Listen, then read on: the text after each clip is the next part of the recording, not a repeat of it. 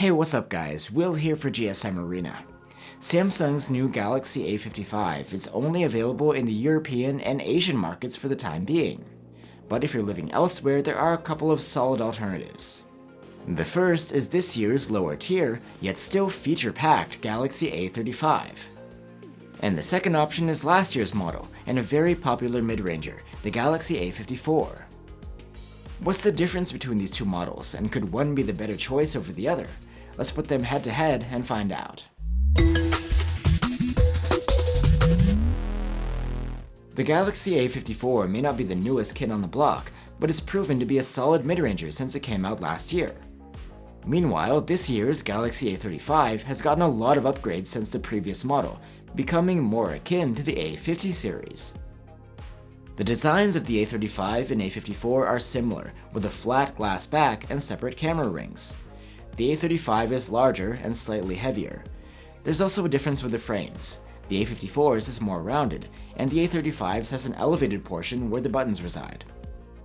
Both the A35 and A54 offer the same IP67 rated ingress protection, so there's no difference there. Like I mentioned, the A35 is larger. It's built around a 6.6-inch OLED. It also has the more durable glass on the front, Gorilla Glass Victus Plus.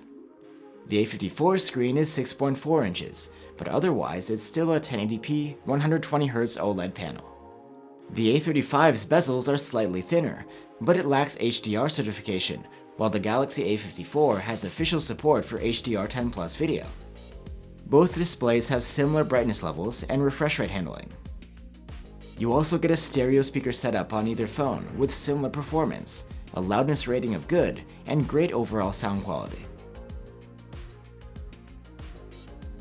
Both the Galaxy A54 and the Galaxy A35 run on Samsung's One UI and provide the same software experience.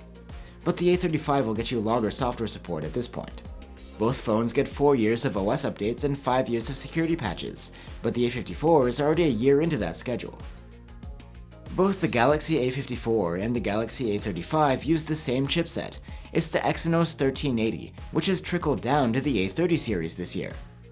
As a result, you can expect the same performance between the two. However, in benchmarks, the Galaxy A35 manages to squeeze out slightly higher CPU scores. It's not something to fixate on though, and in practice, both phones feel just as snappy. It is worth mentioning that Samsung seems to have addressed a thermal throttling issue that was present on the Galaxy A54. The A35 maintained its performance a lot better during our prolonged stress testing. Both phones have 5000 mAh batteries, but things seem a bit more optimized on the A35. It has better battery life, with a score of 12 hours and 26 minutes, versus 11 hours and 15 minutes on the Galaxy A54. On the topic of charging, the results are reversed. While both phones support 25-watt charging, the A54 can charge to full faster, in just over an hour. The A35 takes closer to an hour and a half. The camera setups are similar. The Galaxy A35 has a 50-megapixel main cam, an 8-megapixel ultra-wide, and a 5-megapixel macro camera. Meanwhile, the Galaxy A54 has a 50-megapixel main cam with a different sensor, a 12-megapixel ultra-wide, and again a 5-megapixel macro. The photo quality out of the two phones is very similar. Perhaps we would give the slight edge to the A35 for its slightly more laid-back processing with less sharpening applied. The same goes for low light conditions, where both phones produce photos with low noise, plenty of detail, and wide dynamic range. It's one area where the A54's ultra-wide has the upper hand. 4K footage from the main camera is good from either phone. We would say that the A54 has a slight edge when it comes to detail though. And when it comes to ultra-wide videos, the Galaxy A54 is clearly better. It can capture in 4K, whereas the A35 is limited to 1080p. The A54 has a higher res 32-megapixel selfie cam, which produces 12-megapixel photos. That's compared to the 13-megapixel selfie cam on the A35.